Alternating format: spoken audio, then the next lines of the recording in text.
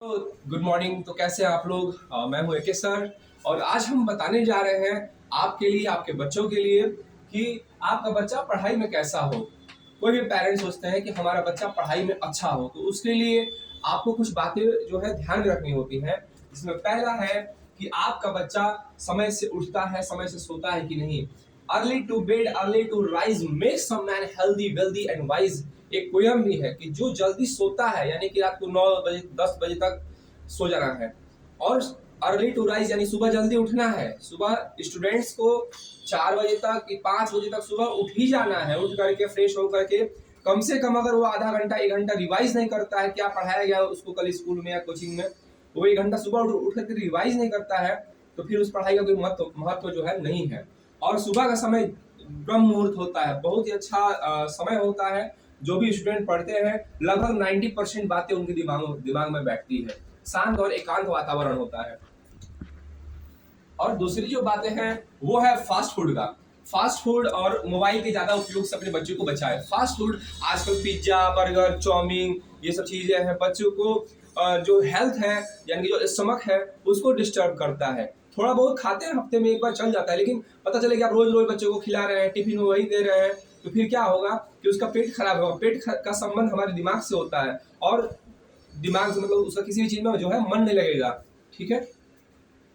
और बच्चे का जो है मोबाइल में यानी कि केवल उतना ही देखे, फोन का यूज करे जितनी उसकी जरूरत हो। ये नहीं कि दिन भर फायर फ्री आजकल के बच्चों का गेम आया था वो चला रहा है, तो खूब मूवीज देख रहा है, तो खूब जो है कई तरह के रियलिटी शो, टीवी शो देख रहा है। पढ़ाई का समय है तो पढ़ाई से रिलेटेड ही कंटेंट देखे वो। बच्चों का डायरी यानी कि ये जो भी माँ है, घर के माँ है या पिता है, रोज चेक करें अपने बच्चों की डायरी के। बच्चों डायरी दिखाओ, या फिर क्या तुमको होमवर्क मिला है, किस सब्जेक्ट में क्या होमवर्क मिला है, आज इसमें क्या पढ़े हो। डेली इतना पूछेंगे तो आपको पता रहेगा कि हाँ, मैं जिस स्कूल में भेज रहा हूँ, जिस कोचिंग में भेज रहा हूँ, वहाँ पे पढ़ाई क्या हो रहा है, कैसा हो रहा है पढ़ाई। ठीक है। और आपका बच्चा होमवर्क करके जा रहा है कि नहीं जा रहा है। ताली दोनों हाथों से बजती है, एक हाथ से नहीं। अकेले आप सोचेंगे कि मैं खूब बड़ा सा स्कूल में अपने बच्चों को नाम लिखाने के लिए भेज दूं और बच्चा मेरा पढ़ के विद्वान हो जाएगा, नहीं हो सकता है। कब? जब तक आप साथ नहीं देंगे तब। इसलिए ताली दोनों हाथों से बजती है। माता पिता में से कोई एक का ध्यान जरूर बच्चे को होना चाहिए। बच्चे अपना डायरी मेंटेन कर रहा है कि नहीं, होमवर्क कर रहा है कि नहीं, तो उसको आप चेक करते रहिए। शिक्षा के साथ साथ संस्कार दें। ठीक है। शिक्षा और संस्कार। ठीक है। शिक्षा आपके पास, बच्चे के पास है, लेकिन संस्कार नहीं है। कोई भी गार्जियन कोई भी गेस्ट आ रहे हैं तो उनको रिस्पेक्ट नहीं कर रहा है, गुड मॉर्निंग नहीं कर रहा है, पैर नहीं छू रहा है, ये सब क्या है?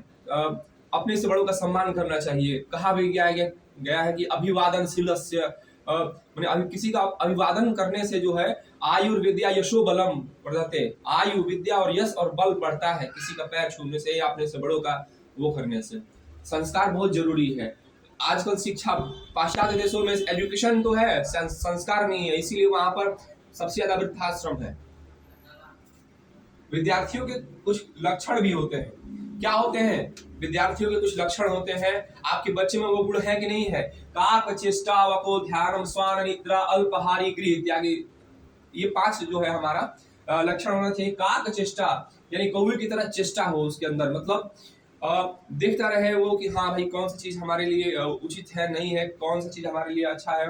वको ध्यानम, बकुले की तरह निगाह, यानी कि अपने लक्ष्य पर, मुझे कौन से एग्जाम क्रैक करना है, मुझे सिर्फ और सिर्फ उसी एग्जाम के पीछे पढ़ना है, मुझे आईआईटी जेई पास करना है, या फिर जो है मुझे सीजीएस की तैयारी या कोई भी तैयारी कर रहे हैं तो सिर्फ और सिर्फ उसी के फोकस रहे। 12th का एग्जाम मुझे अच्छे से करना है, 10th का एग्जाम अच्छे से करना है, सिर्फ और सिर्फ फोकस ऑन द वको ध्यानम, बकुले की तरह ध्यान होना चाहिए on the target of your. स्वान निद्रा, कुत्ते की तरह नींद होनी चाहिए। ये नहीं कि कुंभकर्ण की नींद में सो गए, तो सुबह 4 बजे उठना था, कोचिंग जाना था 5 बजे, या ट्रेन पकड़ना था, आप सोए रह गए, रात को 10 बजे तक, दिन में 10 बजे तक सोए रह गए, 8 बजे तक सोए रह गए, तो ये नहीं होनी चाहिए। क्या था? काक चेष्टा, कौवे की तरह जो है बच्चों के अंदर चेष्टा होनी चाहिए। वको ध्यानम, बगुले की तरह ध्यान होना चाहिए अपने टारगेट पर। स्वान निद्रा, कुत्ते की तरह नींद होनी चाहिए, यानी कुत्ता जो है अगर सोया भी रहता है ना तो आप पास से जाएंगे तो हल्का से उड़ जाता है, आंख ऐसे करके दिखता है कि हाँ कौन जा रहा है। देखता है कि अगर अननोन आदमी है तो तुरंत उठ के भौंकता है, दौड़ा लेता है उसको। ठीक है।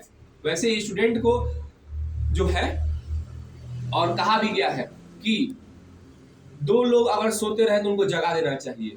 दो लोग अगर सोते रहे तो उनको जगा देना चाहिए। वो कौन कौन लोग हैं? एक विद्यार्थी हो और एक यात्री है। यानी कि यात्री अगर बाई चांस कहीं यात्रा कर रहा है तो वो जा करके सपोज वेटिंग रूम में एयरपोर्ट पे या रेलवे स्टेशन पे सो गया है, उसकी ट्रेन आने वाली, उसकी फ्लाइट आने वाली है और वो सोया ही रह गया, तो उसको जगा देना चाहिए। अरे भाई उठो, तुम्हारा कहीं ट्रेन तो नहीं ना है। वैसे ही स्टूडेंट जो है, अगर वो उसका समय है 5 बजे उठने का, 7 बजे उठने का है और वो नहीं उठा तो उसको जगा देना चाहिए। स्वान निद्रा, अल्पाहारी और कम खाना चाहिए। ये नहीं कि अपने बच्चे को खूब ठूस ठूस से खिला रहे हैं, bread pakora chowmein burger pizza ये सब खिला रहे हैं, तो बच्चा क्या होगा आपका? मतलब वो जो है पेट खराब होगा। पेट के असर जो है माइंड में पड़ता है, तो किसी चीज में मन नहीं लगेगा उसका। गृह त्यागी, गृह त्यागी मतलब ये नहीं कहना बच्चों को घर से निकाल दीजिए, नहीं। गृह त्यागी मतलब कि जैसे पहले के समय में, एक एग्जांपल देता हूँ, हमारे यहाँ गुरुकुल हुआ करते थे। उसमें बच्चे जब 7-8 साल के होते थे, उसी समय उनका जो है यज्ञोपवीत होकर के वो अपने गुरुकुल चले जाते थे पढ़ने के लिए। और जैसे हॉस्टल है आज के समय में, वैसे ही वो गुरुकुल हुआ करता था। ऐसे ही मैं ये नहीं कहता हूँ कि बच्चों को हॉस्टल में भेज दीजिए। आप अपने बच्चे को घर पे ही रखिए, घर पे ही पढ़ाइए, लेकिन उसको घर के जो मैटर्स हैं उसमें इन्वॉल्व मत होने दीजिए कि हमारे रिश्तेदार बीमार हो गए हैं या फिर घर पे ये फंक्शन है, शादी है, ब्याह है, ये है, वो है। कुछ भी नहीं, उसका अपने काम करने दीजिए उसको, अपने पढ़ाई से रिलेटेड। उसको मतलब नहीं होना चाहिए कि हमारे घर में बगल में शादी पढ़ाई क्या है क्या नहीं है। अगर उसके पास अपने होमवर्क करने के बाद टाइम बचता है तो आप उसको इन्वॉल्व कर सकते हैं। Thank you.